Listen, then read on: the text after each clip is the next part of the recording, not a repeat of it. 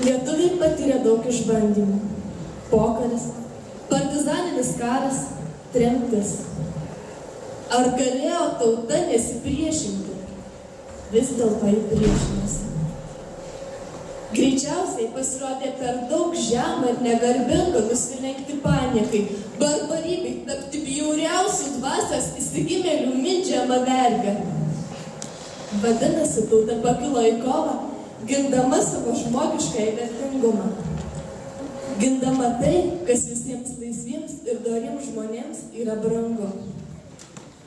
Ji pasirodė kaip kilnus ir vertingas žmonijos bei tautų bendruomenės narys. Tuo ji įnešė savo indėlį į bendrą žmonijos kovą dėl laisvės ir žmogiškumo idėjų.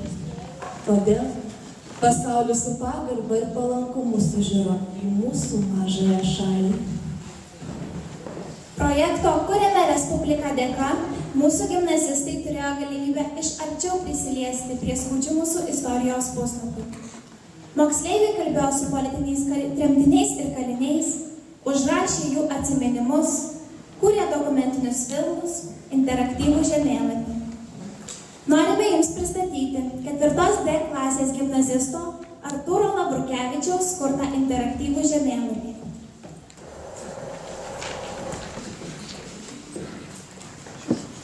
Mūsų turimais duomenimis Putinų mikrorajone gyvena apie 150 buvusių tremtinių. Daugiausiai ištremtų buvo į Krasnojarsko kraštą. Dažniausiai pasitaikančios vietovės – Abakanas, Taištypas, Manskiai. Ir Irkutsko srity – Usolės, Čeremchovo rajonai. Dalis alytiškių buvo ištremti į Tiumenės, Sverdlovsko srity ir kitas Sovietų Sąjungos vietas. Daugiausiai žmonių ištremta buvo 1947–1949 metais. Jūs matote Alytaus miesto planą. Putinų mikrorajone matote daug geltonų trikampiukų. Jie žymi putiniškių, buvusių tremtinių, dabartinės gyvenamas vietas.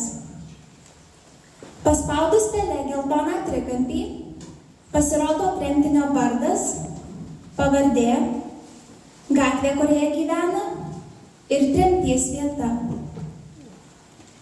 Spustelėjus pele tremties vietą pasirodo Sovietų Sąjungos žemėlapis, o jame matome raudonų skritulių pažymėtą tremties vietą.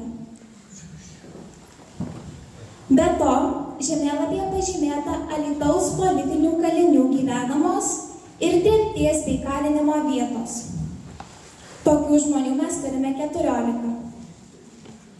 Žalias trikampis žymi laisvės kovų dalyvių, raudonas partizanų gyvenamas vietas.